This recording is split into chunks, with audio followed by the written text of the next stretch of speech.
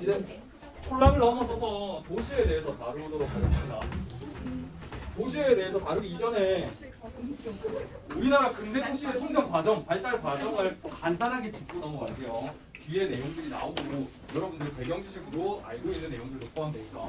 먼저 근대 도시라고 할 만한 녀석들 일제강점기 때 처음 등장하기 시작했거든. 일제강점기 초기 때는 일본이 우리나라에서 쌀을 주로 수출을 했었잖아. 그러면서 쌀 수출항, 미국 적출항인 금산, 목포 이런 도시들이 점점 근대 도시로 성장을 했었고 후기에는 병참 기지화 정책으로 정책을 전환하잖아. 그러면서 일본이 우리나라의 자원을 채굴해서 우리나라에서 뭘 만든다고? 무기를 만든다. 그럼 무기를 만들려면 자원이 있어야 되는데 철광석, 텅스텐 이런 것들이 주로 어디에 매장돼 있다? 북한에 매장돼 있다 보니까 북한 지역의 주로 광공업 도시들이 일제 후기에는 성장하기 시작했습니다. 이게 우리나라의 최초의 근대 도시라고 생각하시면 돼요. 그러다가 광복을 맞이했어. 광복을 맞이하니까 밖으로 나갔던 해외로 나갔던 동포들이 이제 다시 우리나라로 쏟아져 들어오잖아. 근데 이미 고향은 폐허가 됐어. 고향에 다 이제 아는 사람 다 떠나갔어. 그러다 보니까 일자리를 찾기 위해서 사람들이 어디에 주로 정착하냐? 대도시에 정착하기 시작하는 거지. 그러면서 이때 서울이랑 부산을 중심으로 점점 대도시가 만들어지기 시작합니다. 그러다가 뭘 겪는다? 한국 전쟁을 겪거든요. 한국 전쟁 이후에도요. 피난민들이 어디 가겠어? 북한에서 월남한 사람들 고향이 없잖아. 일자리를 찾기 위해서 어디로 간다? 서울이나 부산, 대도시로 간다. 또 촌락에 있는 사람들도 일자리를 찾기 위해서 다 어디로 몰린다? 서울과 부산 같은 대도시로 몰린다. 그러면서 이제 5, 60년대에 서울, 부산을 중심으로 한 대도시가 급속하게 성장한다고 보시면 되겠습니다. 그 다음 70년대에는요. 역시나 대도시 성장해요. 서울, 부산뿐만 아니라 이제 지방의 광역시들이 성장하기 시작합니다. 교통의 중심이었던 대전, 그 다음에 각 지방의 중심지인 광주, 대구 이런 지역들이 성장하게 되고요. 더불어 나중에 이야기할 텐데 이 70년대에는 뭐가 등장하게 되냐면 신흥공업 도시가 등장하게 됩니다. 신흥공업 도시는 새로 만들어진 공업 도시잖아. 이때가 박정희 대통령 시절이거든. 박정희 대통령이 우리 중화공업을 육성을 해야 되는데 어디에서 중화공업을 육성할까 해가지고 어디를 지정했다? 남동 임해 지역을 지정을 했단 말이야. 그래서 영남권에 여러 도시들이 새롭게 만들어지게 됩니다. 신흥공업 도시. 70년대에 신흥공업 도시가 등장을 하게 돼요.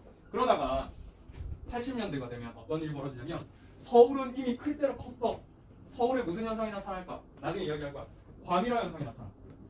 서울이 수용할 수 있는 능력보다 훨씬 더 많은 사람들이 들어오게 되는 거야. 그럼 어떻게 될까요? 포화 상태거든요. 집값이 계속 비싸지거든요. 그럼 사람들은 상대적으로 소득 수준이 낮은 사람들은 어떨까요? 서울에 살 수 있을까 없을까? 없어요. 없어. 아이고 못 살겠다 해가지고 밖으로 빠져나가. 밖으로 빠져나가면 서울 주변의 촌락들이 서울에서 빠져나오는 사람들을 수용하면서 성장하거든. 그렇게 만들어진 도시가 위성도시. 80년대부터 위성도시가 만들어지게 됩니다. 근데 위성도시만으로 서울에서부터 빠져나오는 사람들을 충분히 수용하지 못해. 그러다 보니까 90년대에 가면 의도적으로 새로운 주거지역을 정부가 지정해서 만들어줘요. 일로 빠져나오세요. 그렇게 만들어진 게 신도시. 오케이? 8, 90년대에 이 위성도시, 신도시가 성장을 하고요. 그 다음에 8, 90년대부터 뭐가 발생하냐면 지방 소멸이 발생하기 시작합니다. 지방에 볼 거 없는 중소도시들은 성장할 수 있다 없다? 없어. 왜? 인프라가 제대로 구축되어 있지 않고 일자리가 없거든. 그럼 사람들은 전부 다 어디 가겠니? 일자리 많은 대도시로 다 떠나가 버려. 그러니까 지방에 산업이 발달되어 있지 않은 곳들은 정체되거나 인구가 이제 쇠퇴해 간다. 이게 우리나라 전체의 도시 형성 과정이라고 보시면 되겠습니다. 지금도 그 80년대 이후의 상황이 쭉 이어지고 있다고 보시면 돼요. 지금 성장하고 있는 도시들은 어디밖에 없냐면 위성도시, 신도시거든요. 지방 중소도시는 다 정체되고 있어요. 맞죠? 심지어 대도시도 인구가 계속 감소하고 있어. 이유는 땅값, 집값이 너무 비싸요. 부산이나 서울 인구가 계속 빠져나오고 있습니다. 오케이? 이 그림은 달달달 외우지 말고 나중에 배울 거니까 그런 거구나 라고만 이해하시면 되세요.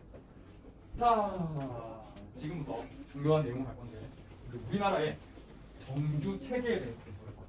얘들아 이거 진짜 어렵게 나오거든. 별나. 근데 요 내용만 안다고 해서 우리가 풀 수 없고요. 나중에 배경 지식들이 같이 결합되어야지만 어려운 문제는 손댈 수 있어. 오케이? 하지만 기본적인 개념은 이해하고 있어야 되니까 하나하나 살펴보도록 합시다. 정주체계야, 정주체계. 핵심 키워드가. 정주체계가 뭘까? 정주 공간들이 뭘 이루고 있다? 체계를 이루고 정주 공간, 생활 공간이라고 했죠. 생활 공간들이 체계를 이루고 있어요. 여기서 체계라는 말은 아까 언뜻 나왔어요. 계층 또는 계급을 이루고 있어요. 계층 계급을 이루고 있는데 그 계층 계급 크게 두 가지로 구분할 수 있어요. 뭐? 고차 중심이랑 그다음에 저차 중심지. 근데 이 고차 중심지와 저차 중심지가 어떻게 되어 있느냐? 우리 국토 공간상에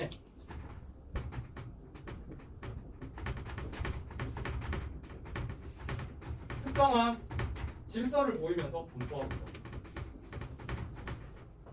질서 또는 규칙에 의해서 분포하고 있다. 그럼 그 질서와 규칙이 뭘까요? 어떻게 분포하고 있냐면 규모가 큰 고차 중심지는요 개수가 많을까 적을까? 우리 국토 공간에 우리 국토야 대한민국 고차 중심지는 개수가 많을까요 적을까요? 적어요. 그러면 생활 공간 중에서 우리가 살아가고 있는 생활 공간 중에서 상대적으로 계급이 높은 생활 공간 어떤 게 있을까? 특별시나 광역시가 특별시나 광역시는 개수가 많니? 안 많아. 특별시는 전국에 몇 개밖에 없어. 한 개. 광역시 몇 개 있어? 6개. 개수가 적어. 일반 시나 군보다는 개수가 적어요. 파란색으로 해볼게요. 띄엄 분포. 반면 저차 중심지는요. 어때요? 개수가 엄청 많아. 이게 규칙이자 질서야. 너무 당연한 거 아닌가요? 너무 당연하지만 대한민국뿐만 아니라 일본에 가도 그대로 적용되는 규칙이고요. 미국 가도 그대로 적용되는 규칙이고요. 독일 가도 그대로 적용이 되는 규칙이고요. 그럼 왜 이렇게 특정한 질서와 규칙을 바탕으로 분포하고 있을까? 이유는 고차 중심지와 저차 중심지의 특징이 있어요. 특징. 고차 중심지와 저차 중심지가 특징이 서로 달라. 크게 어떤 특징이 다를까요? 최소 요구치라는 거지. 경제 용어나 그 다음에 재화의 도달. 이것도 역시나 경제 용어나 재화의 도달.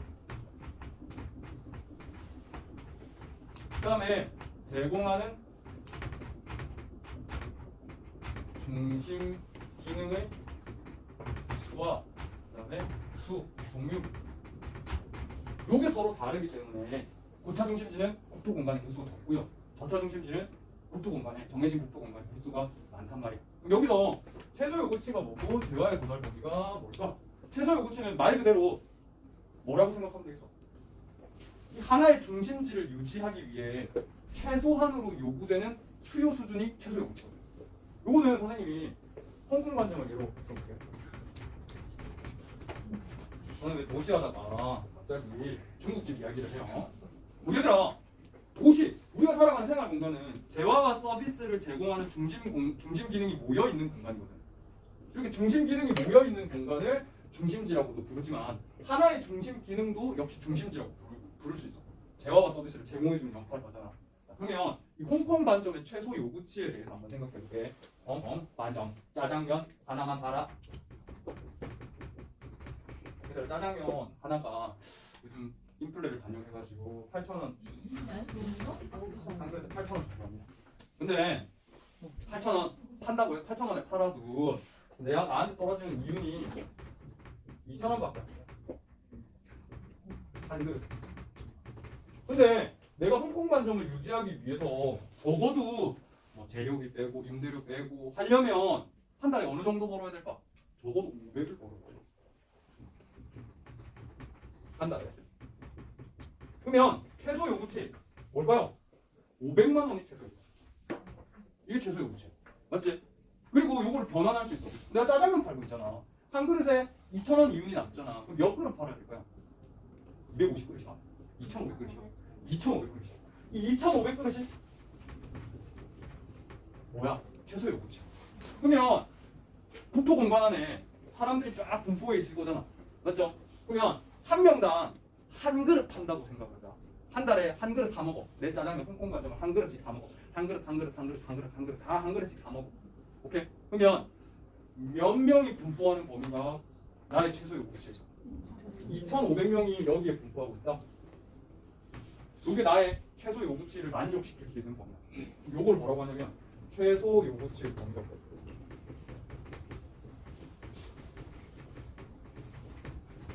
너무 어렵죠. 이해만 하면 된다.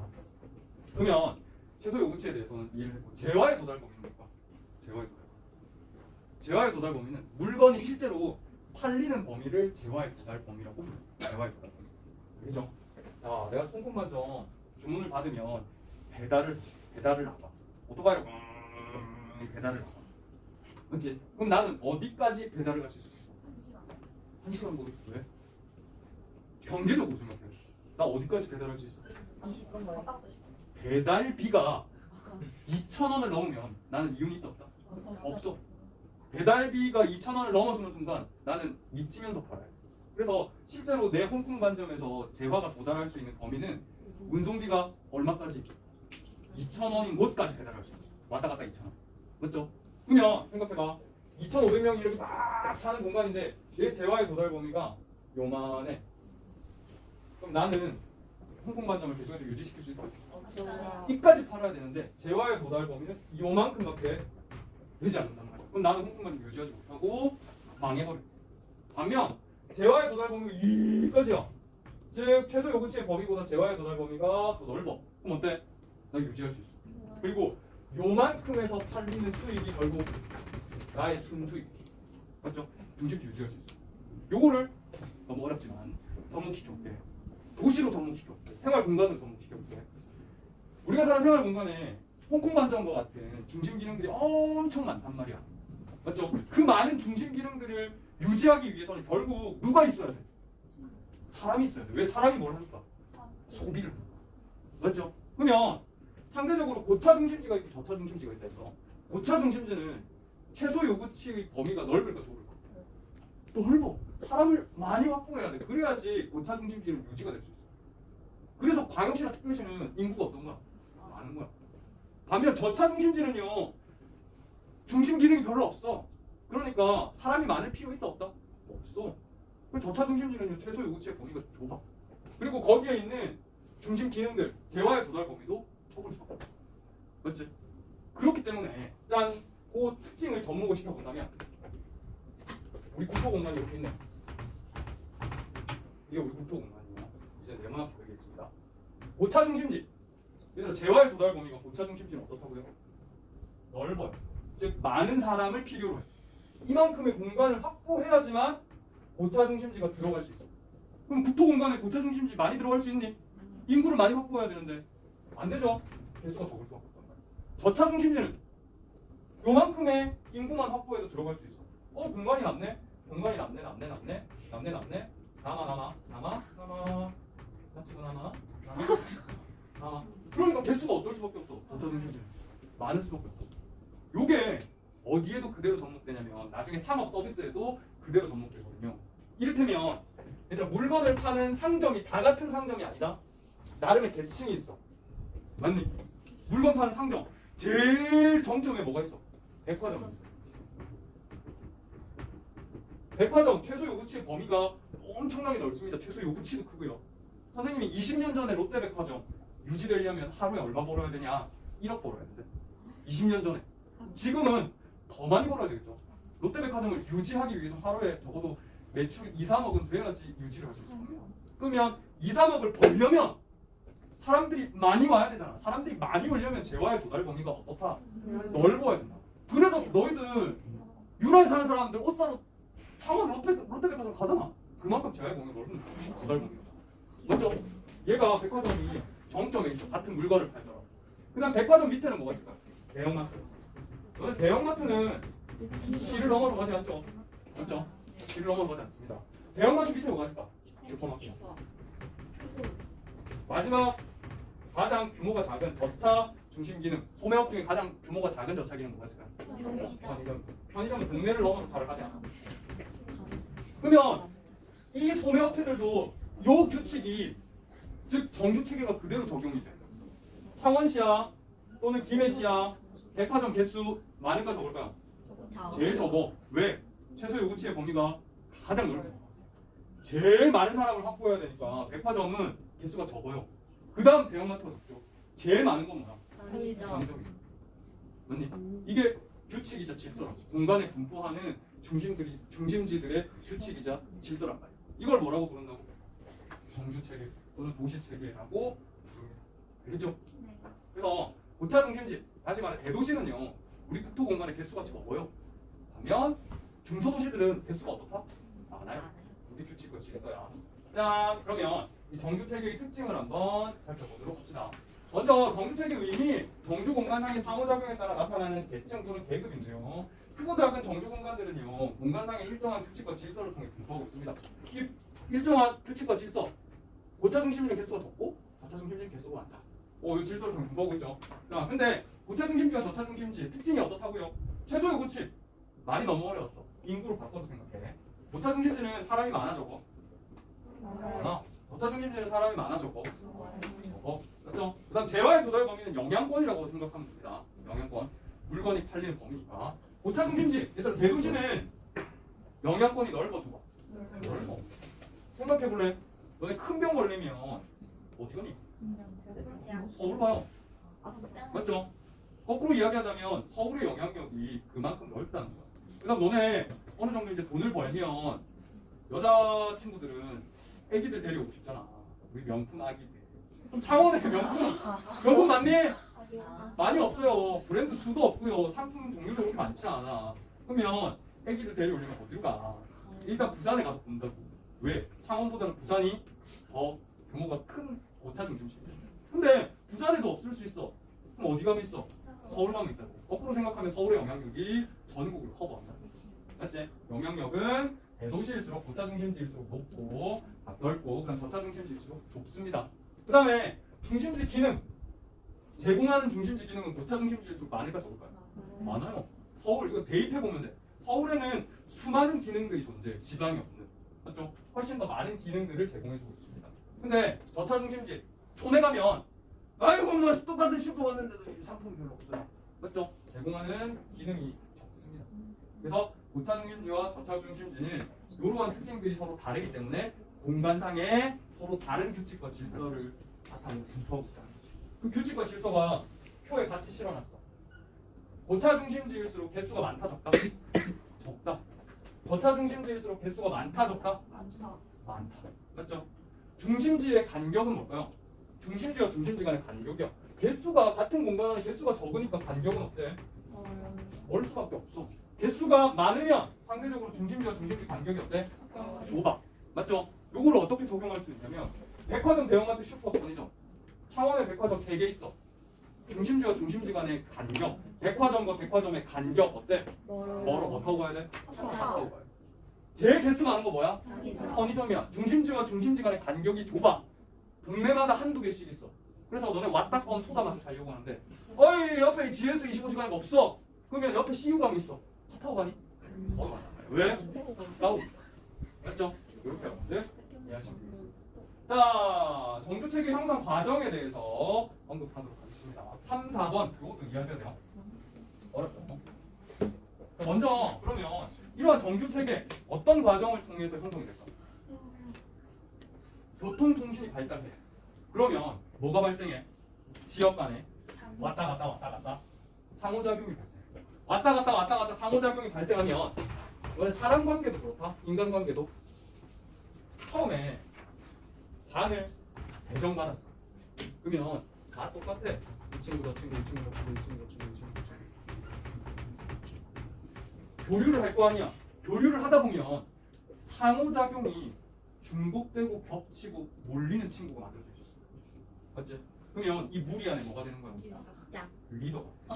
맞죠? 도시도 마찬가지야. 처음에는 비슷비슷한 규모가 작은 도시였어. 보통이 발달하면 이 도시들 간에 뭐가 발생한다고요? 상호작용이 발생한단 말이야. 그러다가 다른 도시들보다 훨씬 더 주변과 상호작용이 밀접하게 발생하는 도시가 등장을 해. 그 도시가 뭘로 성장하는 거야? 대도시로 성장하는 거야. 즉 고차 중심지로 성장하는 거야. 처음에는 시작은 똑같았어. 근데 상호작용에 따라서 고차 중심지, 저차 중심지 갈린단 말이야. 고차 중심지는 주변과 상호작용이 어떻다? 많다. 저차 중심지는 주변과의 상호작용이 어떻다? 상대적으로 적다. 거꾸로 상호작용을 파악을 하는 거야. 주변과의 상호작용이 많네? 그러면 얘는 무슨 중심지? 저차 중심지. 얘는 저거 무슨 중심지? 저차 중심지. 이래. 무슨 말이냐면 예를 들어볼게. 우리 어디가 고차 중심지고 어디가 저차 중심지인지 몰라. 근데 사람들끼리 상호작용을 하잖아. 대표적인 상호작용이 뭐냐면 전화 주고받는 거야. 문자 주고받는 거야. 이 문자 데이터 이동량을 분석을 해봐. 그럼 어디가 데이터 이동량이 제일 많아? 서울. 맞죠? 그 데이터가 이동하고 오고 가고 오고 가고 이게 상호작용이란 말이야. 다른 주변 지역과의 데이터 이동. 서울이 제일 고차 중심지. 그 다음 많은 곳은 어디? 부산. 그지? 김해와 주변과의 데이터 상호작용. 창원과 주변과의 데이터 상호작용을 분석했어. 창원이 더 많아. 창원을 뭐라고 생각했었어? 고차 중심지. 하고자 하는 말은 이렇게 주변 지역과의 상호작용을 분석하면 뭘 할 수 있다? 중심지 대칭을 할 수 있다. 어디가 고차 중심지인지 어디가 저차 중심지인지. 이해됐어요? 이를 통해서 상호작용 정도를 통해서 우리는 전주 체계를 분석할 수 있다. 오케이. 자 그러면 우리나라 정주 체계의 특징 요까지 마무리 짓고 문제 한번 풀어보도록 하겠습니다. 어떤 식으로 그럼 문제가 출제됐냐? 풀어보도록 하겠습니다. 자, 이 정주 체계의 기본 개념을 바탕으로 그러면 우리나라 정주 체계는 어떠한 특징을 가지고 있냐? 첫 번째, 우리나라 정주 체계는 크게 4개의 계층으로 구분할 수 있다. 제일 상위 계층에는 뭐가 있어? 특단시가 있어. 어물. 맞죠? 그 다음 계층에 누가 있어? 광역시가 있어. 지방 대도시라고 생각하면 돼. 지방의 중심지. 그 다음 뭐야? 지방의 주소도시들이야. 창원, 김해, 진주, 사천, 양산 이런 것들. 그 밑에는 가장 꼬다리에는 뭐가 있다? 꼬다리에 뭐가 있다? 군들, 면들, 읍들 있단 말이지. 그래서 이렇게 4개의 계층으로 구분할 수가 있더라. 그럼 우리나라 정주체계의 특징! 크게 2가지로 구분할 수 있습니다. 2가지로 이야기할 수 있어요. 첫 번째, 우리나라는 국토가 불균형적으로 발전해 있다. 어디에 쏠려 있는 거야? 수도권, 서울에 과도하게 쏠려 있어. 그래서 2번째, 뭘 위해 노력하고 있어? 균형 발전을 위해 노력하고 있어. 불균형하게 발전되어 있기 때문에 균형 발전을 위해 노력하고 있어. 이게 우리나라 정주체계의 특징이에요. 오케이? 그러면 우리나라가 불균형하게 발전되어 있다는데 그걸 어떻게 할 수 있나요? 네, 어떻게 할 수 있냐면 우리나라는 종주도시화 현상이 있어요. 의미만 알는데 종주도시화 현상이 뭘까? 종주 주인한테 과도하게 종속돼 있어. 그럼 우리나라의 주인이 뭐야? 최상위 고차 중심지. 서울에 과도하게 집중돼 있어. 이게 종주도시화야. 오케이? 그러면 종주도시화가 나타나는지 나타나지 않는지 어떻게 할 수 있어? 요건 공식이 있어. 우리나라에서 인구가 제일 많은 도시가 서울이잖아요. 1위 도시의 인구가 2위 도시의 인구보다 2배 이상 많을 때 이때 뭐가 나타난다고 그래? 종주도시화가 나타난다고 그래. 그럼 우리나라 1위 도시를 달리 수위 도시라고 표현하거든. 여기서 숫자는 무슨 숫자일까요? 머리. 맞아. 그러면 서울 인구가 얼마야? 외워야 돼. 950만이야. 지금도 줄고 있어요. 2위 도시는 어디야? 부산이야. 부산은 인구가 얼마야? 350만이야. 몇 가지 외우면 돼. 그러면 2배 이상 되잖아. 우리나라는 뭐가 나타난다고? 종주도시 현상이 나타난다고. 종주도시 현상이 나타나면 국토가 어떻다고요? 불균형적으로 발전해. 그렇죠? 더불어서 아까 선생님 이야기했었어. 공업 발달에 따라 신흥공업 도시 계속 발전하고 있어요. 포항, 울산, 창원 그런데 1970년대에 박정희 대통령 시절이죠. 1차 국토종합개발계획 때 중화공업을 육성하기 위해 만든 신흥공업 도시. 일자리가 있으니까 아직 발달하고 있어요. 그 다음 또 어디 발달하고 있냐면 대도시 주변의 위성도시 발달하고 있어요. 맞지? 이 둘 외에는 나머지 지방 중소도시는 어떻게 되고 있어요? 정체되거나 쇠퇴하고 있어요. 이는 뭐가 없어서? 일자리가 없어. 아니 과도하게 수도권만 지금 발달하고 있는 상황입니다.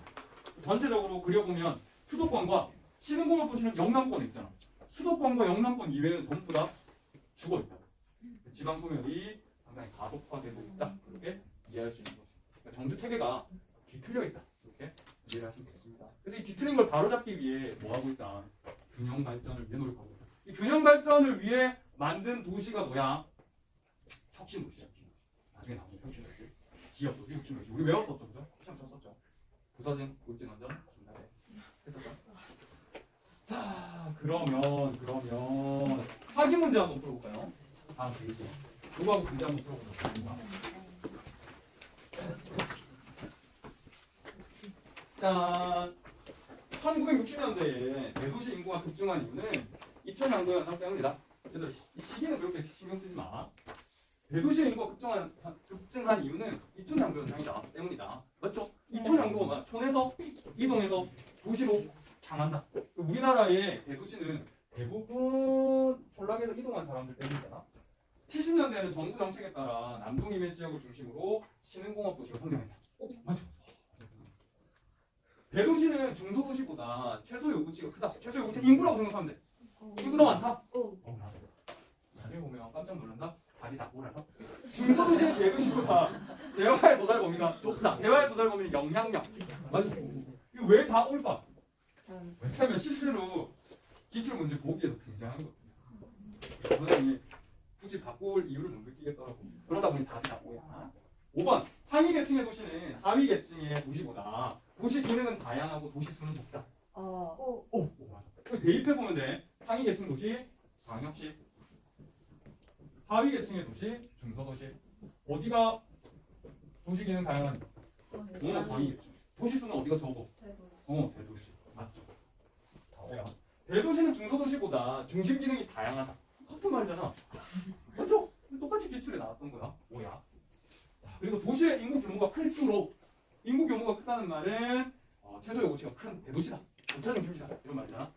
고차 중심지일수록 도시가 상호작용이 활발하다. 뭐야? 다 넘어가는 겁니다. 다 답이 몰아서 올해 나왔어요. 올 나왔어요. 도시 계층과 관련된 문제가 나왔다. 근데 지금 더 풀 수 없어. 우리가 지금 풀 수 있는 내용은 뭐냐? 21년 6월 모의평가, 작년 6월 모의평가에 나온 문제는 아마 풀 수 있을 겁니다. 5페이지거든요. 몇 페이지? 10페이지. 자, 이런 식으로 나올 수도 있습니다. 한번 같이 풀어보도록 할게요. 문제만 더 읽을게요. 표는 지도에 표시된 세 지역이 소매업태별 사업체 수를 나타낸다. 이에 대한 설명을 고른 것은 단 A와 B는 백화점과 슈퍼마켓 중 하나다. 그래서 백화점, 슈퍼마켓 방금 전에 선생님이 설명했었지. 개수를 잘 봐봐. 지도에 세 지역이 표시되어 있다. 세 지역. 우리 전라도 요 지역 공부했었어. 먼저 요것만 잠깐 소개하면 딴딴딴 어디야. 얘는 뭐야? 왕주야. 얘 어디야? 얘 어디야? 답 나왔어. 이게 여수고 순천이고 광양이잖아. 순천입니다. 물론 기억 안 나. 얘 어디야? 쌍계산. 화엄산. 화엄산. 그래? 광주 광역시 순천시 구례. 자, 팁 줬어. 문제 풀 수 있어. 빰빰빰빰빰빰빰빰 바라바라바라바람. 빰빰빰빰빰빰빰빰 바라바라바라바람. 빰빰빰빰빰빰빰빰 바라바라바라바람.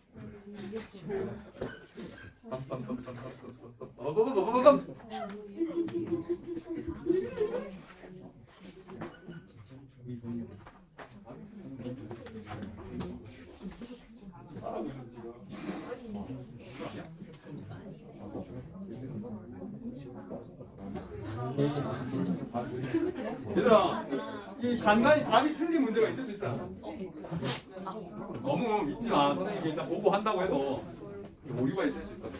자, 10초 후에 문제 풀이하자. 10초 후에.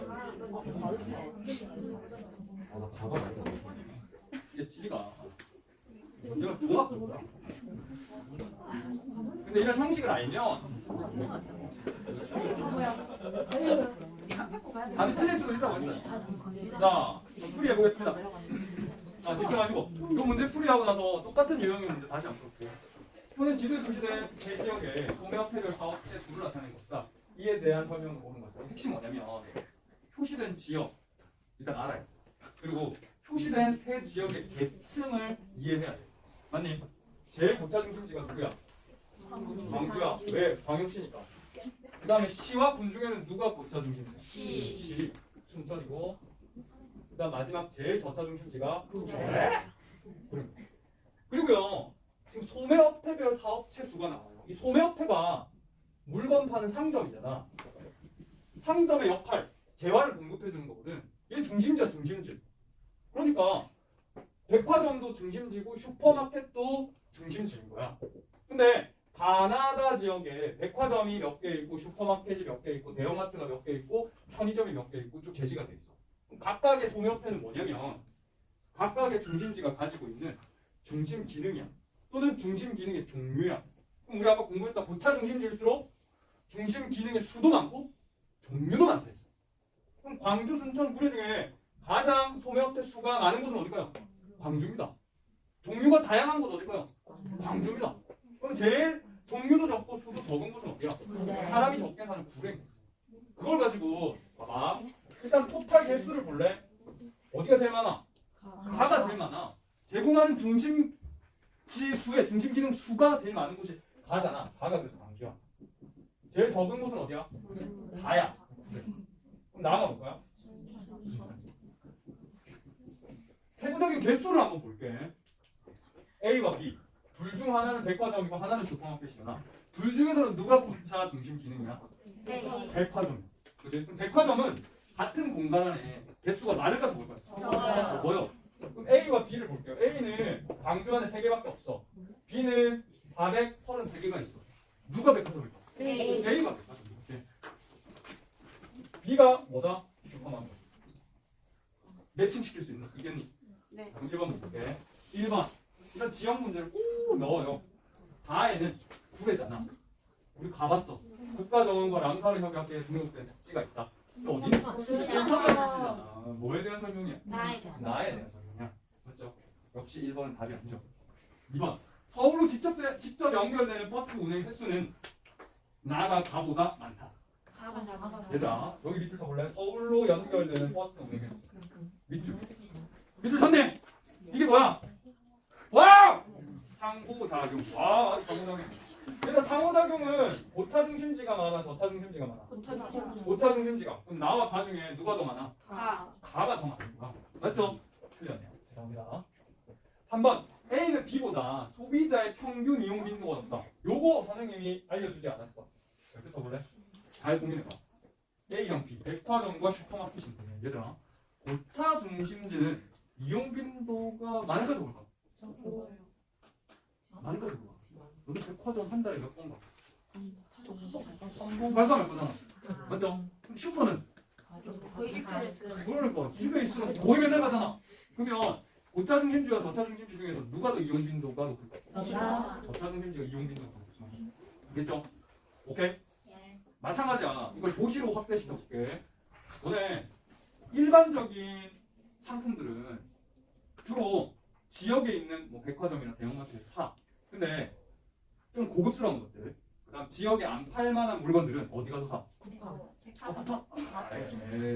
그건 고급스럽지 않습니다. 어디 가서 사? 인근의 대도시가 산단 말이야. 선생님 예로 들어보자면 창원에 얼마 없으면 어디 갈까요? 부산에 센터 갑니다. 그죠? 그러다 보니까 저차 중심지는 일상적으로 우리가 해결할 수 있는 거 다 해결할 수 있어요. 이용 빈도가 훨씬 더 높아요. 그러다가 일상적인 생활을 해결하지 못하는 그런 기능이 필요하다. 그러면 인근의 대도시 또는 서울로 간단 말이야. 그래서 고차 중심 기능일수록 이용 빈도가 낮다는 거 이해하시고요. 그럼 A와 B 어디가 더 이용 빈도가 높을까요? B가 높죠. 4번 A는 편의점보다 소비자의 평균 구매 이동 거리가 멀다. 백화점은 개수가 많다 적다? 적다. 멀리 가야 돼. 근데 슈퍼마켓은 동네마다 하나씩 있어. 그래서 얼마 안 가도 돼. 그럼 A가 편의점보다 멀다. 4번 답이죠. 5번 B는 대형마트보다 재화의 도달 범위. 재화의 도달 범위는 세 글자로 뭐라고? 영향력을 바꿔서 바꿔요. 영향력. 최소 요구치는 인구. 그러면 B 슈퍼마켓은 대형마트보다 영향력이 넓다. 아니죠. 대형마트가 넓죠. 그래서 5번 틀렸어. 4번. 풀 수 있겠니? 이게 전형적인 유형. 전형적인 유형. 그러면 비슷한 유형 문제 한 문제 더 풀어볼게. 우리 중도 나가기에는 조금 시간이 예민하기 때문에 이런 문제 툭 하면 심심하면 나와요. 이제 잊을만 하면 이제 나온단 말이에요. 19년 6월에도 그대로 나오네. 지역이 좀 달라져.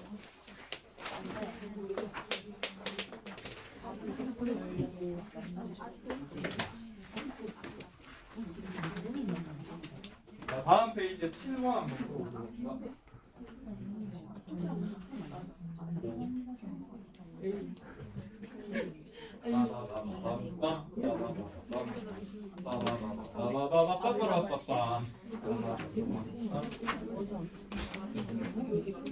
그래서 여기는 의원과 종합병원과 병원이 나와요. 이거 한번 유추해봐. 어디가 고차 기능인지. 뭐가 대표 둘 중에 뭐가 더 근데 이 문제 같은 경우에는 여기 나와 있는 맞는지 여기 몰라도 풀 수 있는 문제. 몰라도 풀 수 있을까? 알아야 돼. 일단 저는 모릅니다. 우리가 시니까 그러니까 그럼 배경 지식들 끌어모아. 어? 구미 씨.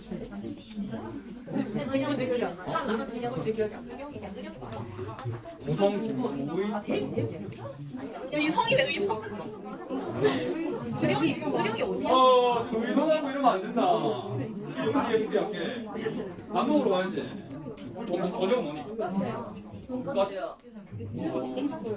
돈가스. 나 집에서는 돈가스를.